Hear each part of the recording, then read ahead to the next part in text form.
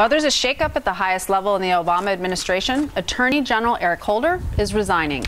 The nation's top cop has been part of the White House from the very beginning of President Obama's first term and has been caught up in a slew of controversial cases, including Fast and Furious, the gun-running operation that led to the death of a border agent, and his handling of events in Ferguson, Missouri, after a police officer killed an unarmed black teenager. So congratulations, Jesse Waters. You brought down Eric Holder. Oh, personally, I'll take the credit for it. Thank you very much.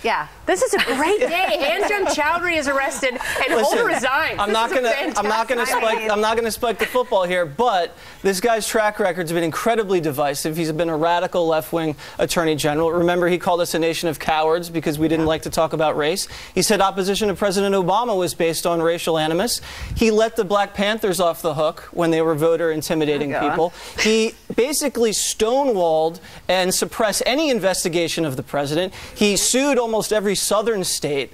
The guy tried to try KSM, a 9/11 mastermind, in Manhattan. Don't forget the Fast and Furious. Yeah, I mean, the guy has not had a great track record. He was censured by the House, #1. So I think a lot of people are happy to see him go. I just don't know where we go from here without Holder. I think everyone's going to miss him. There's not enough time for me to go through all the sort of exaggerations that you just did. Which one did I exaggerate?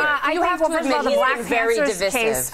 Awful. The Black Panthers case, there was no case there. No, really? Why not? What happened? There was no case there? You mean when they had billy clubs outside the voting booth? Really? And then he let them off with nothing? And there wasn't a single voter who complained? Wait a second. No one complained? How did we know about the video? Because there was the guy holding the videotape complained. I can answer that. I can tell you. You really don't know? That was a little GOP operative who had been trained to go there and do things like that. They were poll watchers trained by the Republicans. So you think it's okay? They're carrying polls. So you're okay with that? Poll watchers with nightsticks? Yeah. No, you said who had the video. Yeah. So you're okay with it then? Who had the video? You're okay with the Black Panthers holding up billy clubs in front of the polling stations? Who were they harassing? It was they were an all-black neighborhood, basically. I don't even understand what if you're okay with it, we'll have people hold up billy clubs all over. They were punished. They were punished. Okay, let's move on to the Black Panthers because he's done a lot of bad things. We're getting caught up on something. What I want to know from you is what will his legacy be? I don't know exactly what it's like. I think, he's the first African-American attorney general. He was incredibly close to the president. I think he was one of his key advisors. I think a lot of the stuff that you're complaining about that he did, a lot of people on the left like in terms of voting rights issues. And so I think his legacy is a very progressive attorney general. I mean, I think really he was Obama's cover-up guy. I mean, he was one of the most divisive, polarizing, controversial, most dangerous men in America, unethical. He didn't enforce the laws on Obamacare. He was droning terrorists without a trial while he was giving them trials in downtown Manhattan. He ran the DOJ much like the Black Panthers would. That is a fact. I don't think so. Oh, completely. And he spied on James Rosen. Remember that? Your colleague. And the timing, though, I want to talk about the timing, Kennedy. Don't you find it a bit fascinating?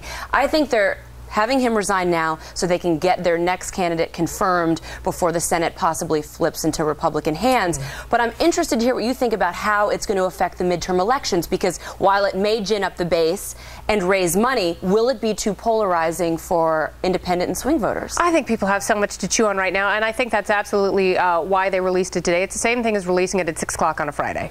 If he stood up tomorrow night and said, oh, by the way, peace out, thanks so much for coming, and he might stick around until December, they say, but Holder is, I think he's slimier than a salamander covered in Vaseline. Wow, that's really slimy. Thanks for that. Yeah, no, it is. I mean, try picking that up. Possible successors that have been mentioned: Massachusetts Governor Deval Patrick, also had Senator Richard Blumenthal of Connecticut in the mix, Senator Sheldon Whitehouse Kirsten, and Senator Claire McCaskill, among the several names. Claire McCaskill, that would be a giant middle finger to Hillary Clinton if she is. I'm sure whoever it is will end up being the most horrible person in the history. They got to bring back Janet Reno.